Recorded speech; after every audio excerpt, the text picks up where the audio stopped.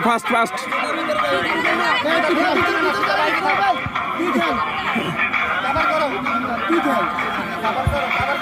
কারণ পিছন দিক দিয়ে আসি বসতে না সুযোগ নাই সামনে থেকে বসতে হইব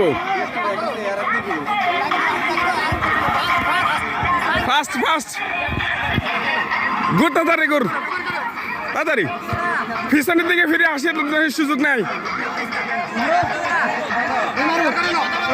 পিছনে ঘুরে সময় নাই কাবার করে নে